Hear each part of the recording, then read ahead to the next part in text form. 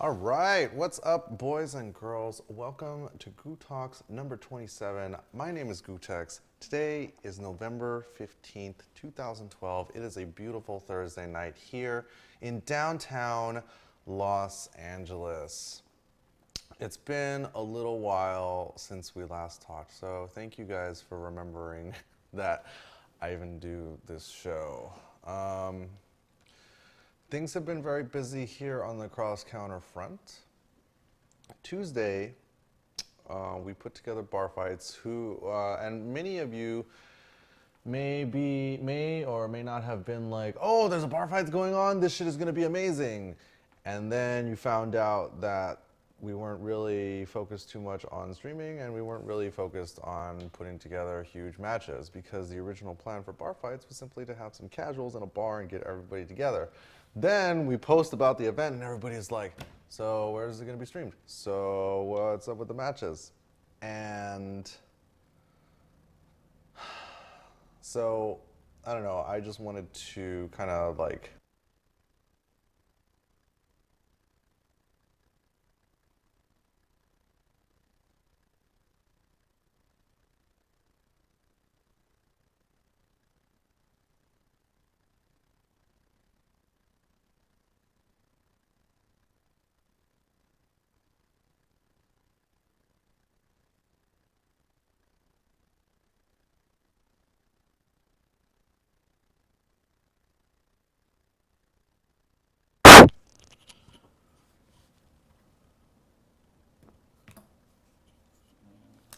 what the fuck?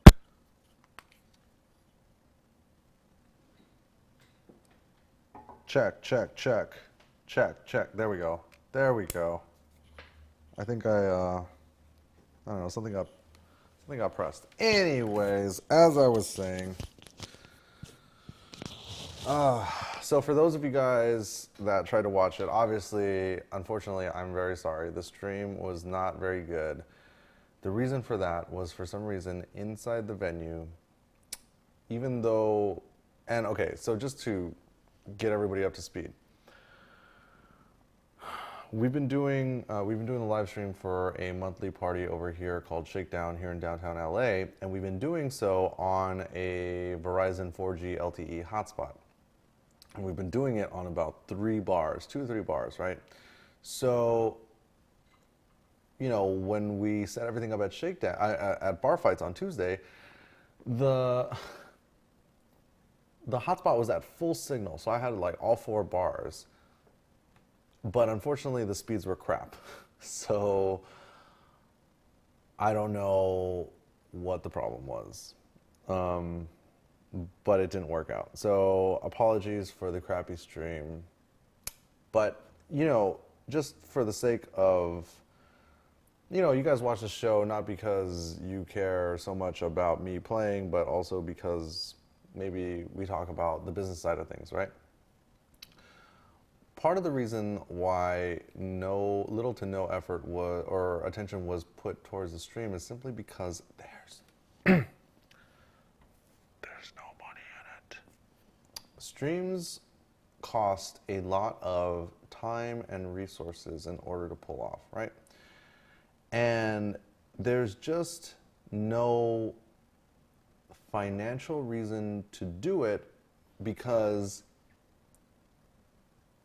ultimately, I'm responsible to the people who come to the event, because those are the people that I'm most concerned with having a good time. No offense, but you stream monsters sitting at home don't really add a whole lot to the equation in this sort of setting. Obviously, with something like this, you know, where, you know, we can talk back and forth, or if we're doing something on a much larger scale, of course, stream monsters are important, but that's not what we were going for this time. Oh, don't be sad. I'm just kidding. I love you, baby. Anyways, that's the way that, you know, I saw this event, because the plan was to record the matches and then put them up on our YouTube channel in full HD so that everybody could watch that after the fact, because I felt like we would be better off producing something that everybody could enjoy in a much higher quality after the fact. because then that can be used to fund future bar fights and bring you guys bigger and better matches. Because think of it this way, right? If we'd been doing this for a while, and then either doing pay-per-view streams or selling downloads after the fact, then we build it up to the point where we can afford to put up the capital necessary to do some really big, huge exhibition match. I personally would love to see something like Infiltration versus Daigo, right? Now let's think about the costs here. A plane ticket from Korea or Japan to LA is somewhere around, let's say, $1,000 to $1,200. And then you think about, well, what are these guys, we're gonna fly these dudes in for a day? Nah, we'll probably be here for the weekend, right? So then you gotta put them both in hotels, separate hotel rooms, right? For like 2 or 3 nights minimum, right? So it's very quickly you end up at around, let's say, $2,500 to $3,000 worth of costs. And then you have the financial incentives that you have to provide to the players in order to play the match. Now, what do you guys think would be a fair prize for the winner of Daigo versus Infiltration?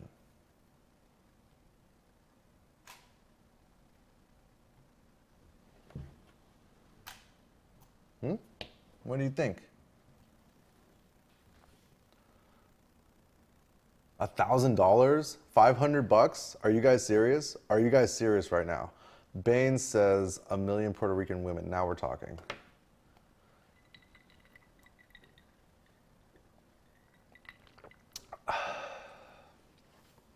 No, seriously, I want to know what you guys think. First to 15, 10K. Tantonic says 3K. Blast Cane says 5K. Captain Crunch says 5,000 minimum. 5K. 25K easy. All right. Here we go. Here's a good formula. Dave D84 says at least double what you spent on them. Okay. So thinking that just the cost of bringing them here is going to be $3,000. Realistically, if we're gonna, like treat them properly, they're gonna be here for a couple days. We gotta take them out, make sure that they're fed properly. Then that adds an extra couple, like $250. So maybe like total costs are like $3,500, right? To like do it properly. They were gonna be here for a weekend or something. So then maybe we need $7,000 in prize money. Maybe let's say we pay each of them $1,000 to show up plus cover all that stuff, and then we pay them. We pay the winner $5,000, right? So now we have expenses of nearing around $10,000. Now, would this match ever happen unless we had the capital to do so? Maybe, maybe not. But that's why I want to focus on things that can generate revenue, not things that take up mind share, such as putting together a stream for a relatively small event that not that many people were going to watch anyways. Why not just focus on pay-per-view or selling downloads, and then we can roll that money into bigger and bigger matches. Or as Muldoon Knight says, get a rich friend who likes fighting games.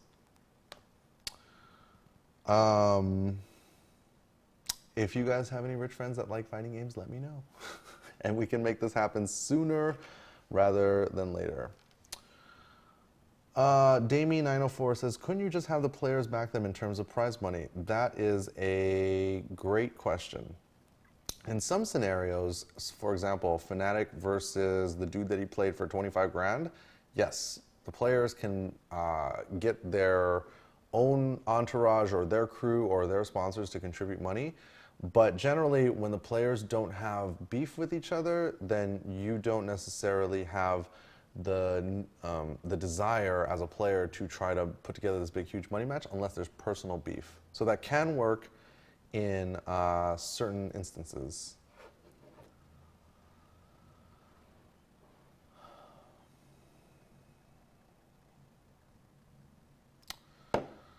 So,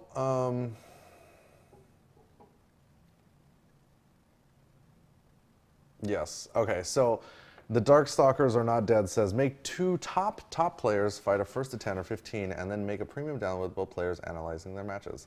So we're going to be doing a little bit of that with this particular bar fights event, not by design, but really because of necessity. Unfortunately, all the audio for both of the matches is MIA. So instead, what we're going to try to do is get the winners of each match, which was Richard Wynn. By the way, let's just talk about the winners, right?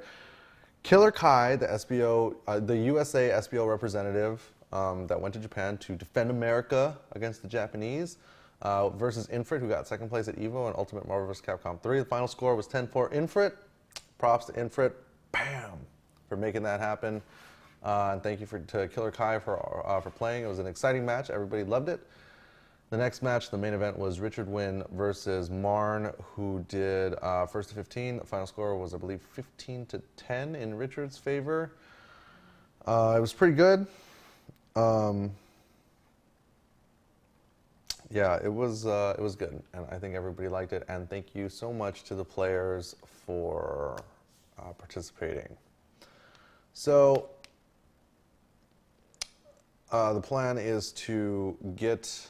Yes, Muldenite. Let me get to your question in a second. The plan was to get Richard and Infrit here to do commentary on their matches since they won. The real question is who should be the one that kind of like hosts it. It's not going to be me because I don't know anything about Marvel, obviously.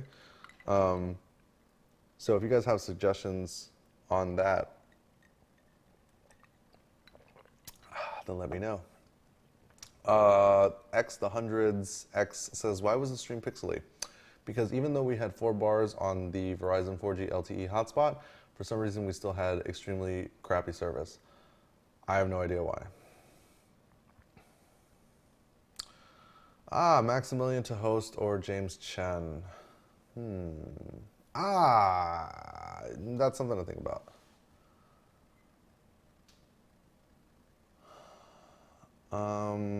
Yeah, those guys could be good. Yeah, all of it will be on YouTube. Because we fucked it up and there's no audio. Oops, my bad. Yes, so Muldu Knight said, gootalks, what medium would you use for pay-per-view? Twitch? I am perfectly capable of doing private streams that are embedded on a web page that cannot be embedded elsewhere. So the idea would be that you would have to be a member of crosscounter.tv in order to watch the stream.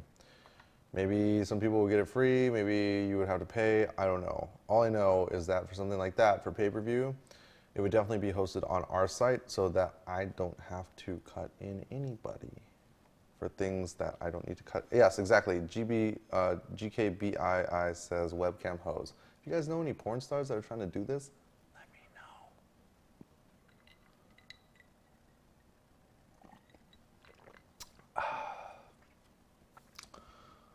know. The hundred says, gootalks, do commentators get flown out to tourneys? Yes, and sometimes they get paid. Or maybe probably most of the time they get paid.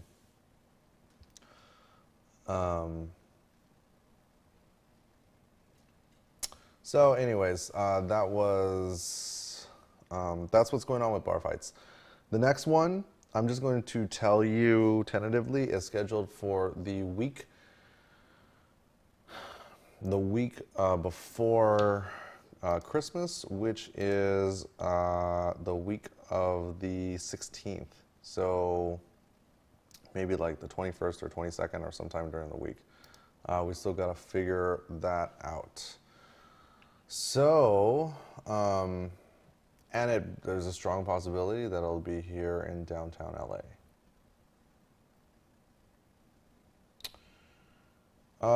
BeastChan23 says, gootalks, have you seen Orpheus's new video of you and Mike? Yes. A lot of what we do here at Cross Counter is simply for the sake of our own enjoyment, our own entertainment. But the stuff that Orpheus does is, in my mind, the highest quality of art ever made related to fighting games. You can watch his videos 100 times and each time see something new. It's amazing. It's amazing. I wish I had, it's like, Mike posted it on his Facebook and was like, yo, this guy's at it again. And I was like, wow, this is like all the work, as Steve once said, all the work that we did just led up to this moment where this guy produced this amazing video. So yeah, check that out. Actually, I guess we could just play it in here. This shit was amazing. Let me see if I can. Oh, this dude's got ads on his videos too. Hold on, let me, there we go. In your story and help your business grow.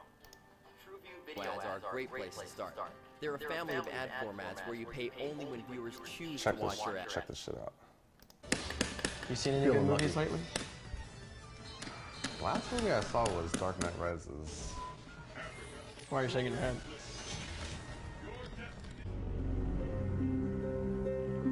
Mom, what are you doing? Why are you shaking your head? The excellent adventures of Gootecks and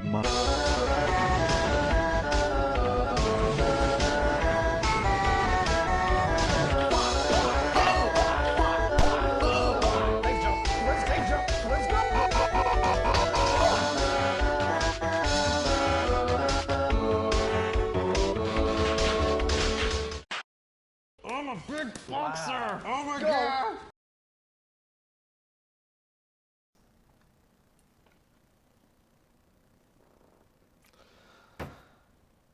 Anyways, moving on. So today I saw something that absolutely blew my mind, and I wanted to let you guys know about it because I think that this shit could change everything. You guys know me, I don't really give a shit about games. I mean, Street Fighter is a game, but it's not a game. Especially mobile games. Who plays mobile games? I'm like, am I the only one that's just like, you know, doing social media and emails on my phone instead of playing games? So I read this article today.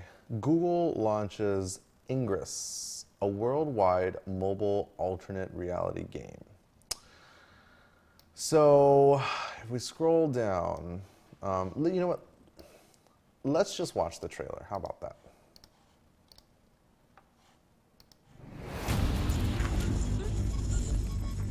What was the net effect of the Niantic project? We had crossed a threshold in which global security could be at risk. Decrypting the data was the mistake. This is not psychosis or some cognitive break, but an actual takeover of the mind.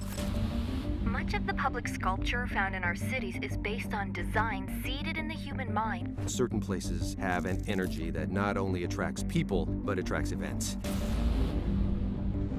The mission of 13 Magnus is to monitor the effects of mind hacking.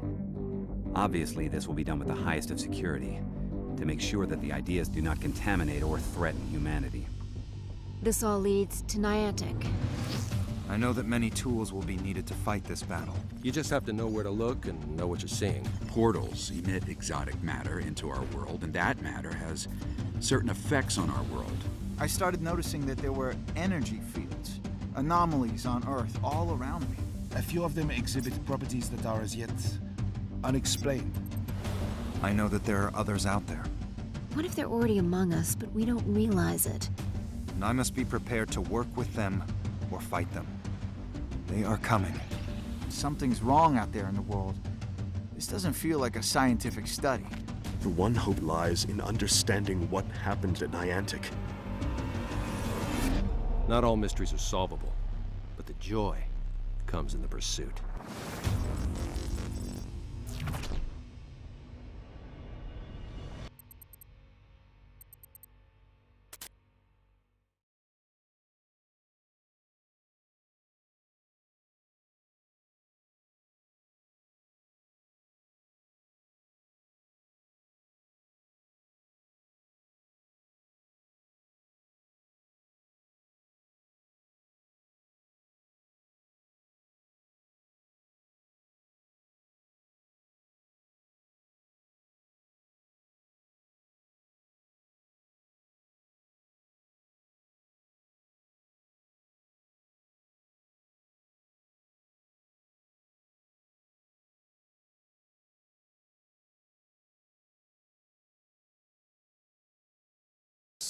There we go. Now I'm unmuted. Okay, let's start that again. Sorry. So it aims to get people out in the physical world, both for physical activity and to see the surroundings in a new way. Users can generate virtual energy needed to play the game by picking up units of XM, which are collected by traveling walking paths like a real-world version of Pac-Man. Then they spend the energy going on missions around the world to portals, which are virtually associated with public art, libraries, and other widely accessible places. The concept is similar to World of Warcraft, where everyone in the world is playing the same game. Players are on, and this is what got me. Surprise, this is what got me, guys. Players are on one of two teams, the enlightened who embrace the power, or the resistance who fight the power. So guess which side I'll be on. You can go to ingress.com if you want to RSVP or request an invite so that when this is ready, you guys can jump on. Fight the power! Ah! Viva la revolution! So basically, I'm heavily considering trading this bad boy in for a Galaxy S3 or whatever the fuck so I can play this game because I think it's going to be dope. So hopefully there will be some benefits for having a large network, so to speak, of you guys. So if you guys want to, you know, fight the power with me, join the resistance, and that's what we're going to be doing. But anyways, just to talk a little bit about bar fights for a second. Also, I was reminded during the break that we also do have audio. We have interviews and audio with those interviews coming. So it's not a total loss in terms of not having that audio. So all that stuff will be on our channel. Thanks to Keel. Oh man, you guys, I'm gonna post this on our Facebook. Let me ask you guys. Let me ask you guys your opinion on a. Let me ask you guys your opinion on a particular video, and you guys tell me. I consider you guys close personal friends, and as such, I respect and value your opinions. So when I try to make decisions on new content to get involved in, I would like some of your feedback. So let me see. Let's see. Oops. That's not. God damn it. Where the Here it is. Okay. Here we go. All right. I'm going to try to full screen this.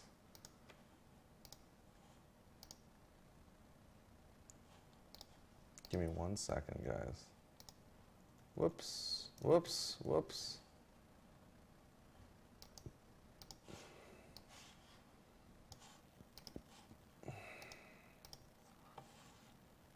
Viewer, I edited this. So this is a show called Drink and Play. And basically, what these guys do is, you guessed it. Hope you like that intro, YouTube. As you know, I'm Keel. 안녕하세요. 저는 강정근입니다.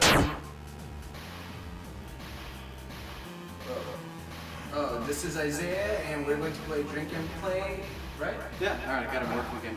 So what game do you want to play? Let's go with fighting game. Fighting game? Yeah. Oh man, I don't know anything about fighting games. I'm scared.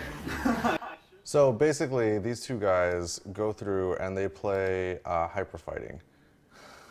Oh wait, hold on. Let me play this. It's pretty good. This time, instead of player versus game, player versus player. Last man standing wins. We drink every time we die. In today's episode, weighing in at 190 pounds, Kill. Today's challenger, weighing in at 132 pounds, Isaiah. Before we get all that started, Jason Bennett. So basically, these guys started off, and they're drinking. This is the part that I didn't like about the video, actually, is that they were drinking Tennessee honey instead of real Jack Daniels. I mean, you know, come on, guys. Come on, guys. Really? Tennessee honey? Whoops. So anyways, they're playing... Hadouken! Damn, did you ever look at the Hadouken really closely? Yeah, it's hands. Yeah, no. Go forward. Oh! No! Perfect! Oh, look at that. Somebody's drinking. Oh! That's because yeah. I mean, so obviously, you know, these guys are not the best players, but that's really not what it's about. I found it pretty entertaining. They end up, spoiler alert, oh yeah, check that out.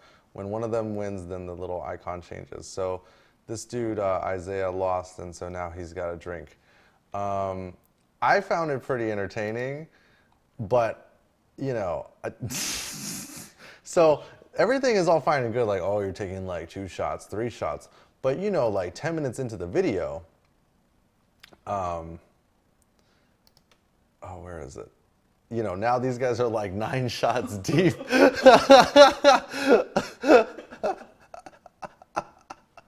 So, you know, and then at the end, it's just like... If you lose. Damn. Oh! That was good. That was good. Might take 2 shots. Oh! I got 3 shots. Oh my god! Alright, 3 shots!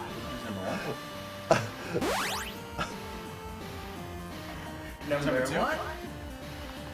Dude, come on. Anyways, so I don't know. What do you guys think?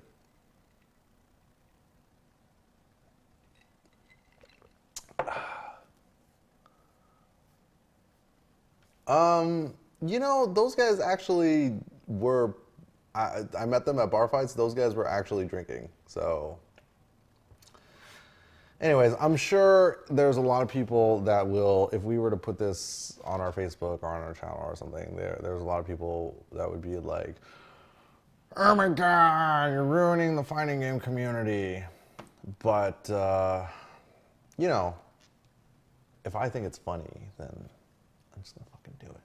So, take that. Anyways, guys, I gotta go.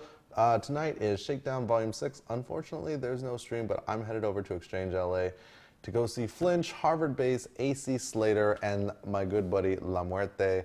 So, thank you for joining me here today on Goo Talks. Our time is up. I'll see you later.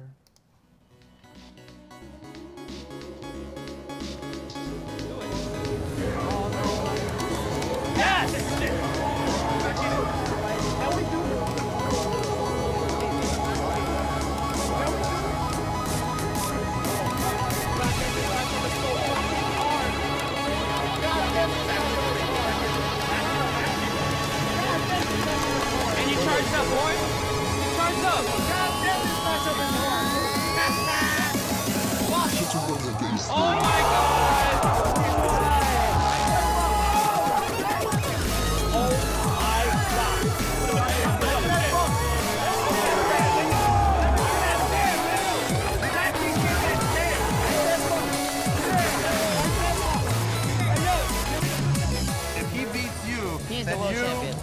He's the world champion.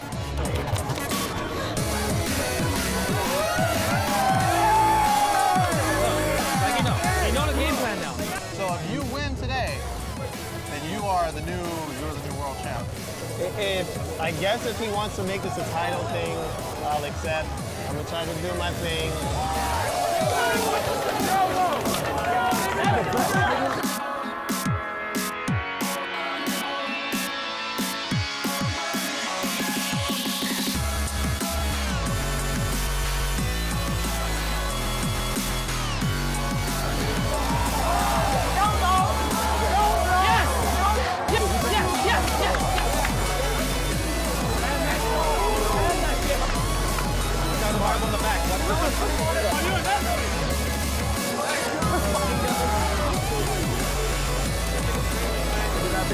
Beating you over and busting you like nobody did.